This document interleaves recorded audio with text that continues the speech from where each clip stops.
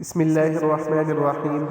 وإن كنتم في ريب مما نزلنا على عبدنا فأتوا بسورة من مثله وادعوا شهداءكم من دون الله إن كنتم صادقين. او که تاسو په هغه څه کې چې موږ خپل بنده یعنی محمد صلی الله علیه وسلم ته نازل کړي دي شک لرئ نو راوړئ تاسو هم په همدې شان یو صورت او وغواړئ تاسو خپل ټول مرسته کوونکي پرته له الله نه که رښتیا ویونکي یاست. د دې آیات تفسیر هغه دا دی: اول د قرآن اعجاز ته چیلنج. الله تعالی کفار او منافقینو ته وایي که تاسو ګمان کوئ چې دا قرآن د الله له لورې نه دی نو راځئ چې د دې په شان یو صورت جوړ کړئ. دا د اعجاز لوی ثبوت دی ځکه هغوی فصیح او بلیغ عربانو په ژبه مهارت لرل او د قرآن په شان یو صورت هم نشو کولی چې جوړ یې کړي. دوهم خطاب مشرکینو او شک کوونکو ته.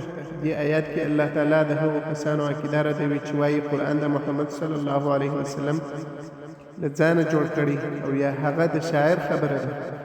الله ورته وایي که دا د بشر خبرې وي نو تاسو خو هم بشر یاست، تاسو خو د ژبې مشتران یاست، نو ولې نشئ کولی چې صورت جوړ کړي. د دې آیات ځینې مهمې فایدې هغه دا دي: دا قرآن د حقانیت ثبوت دی. دا آیات ټولو انسانانو ته لوی دلیل دی چې قرآن د الله کلام دی، ځکه تر اوسه یې هیڅ چا د دې آیات په شان صورت نه دی جوړ کړی او نه هم جوړولی شي. دوهم د شک لرونکو ځواب: که څوک په دین او قرآن کې شک کوي دا آیات ورته مستقیم دلیل دی. که دا د بشر خبره وي نو ولې د بشر په شان څوک یې نشي جوړولی.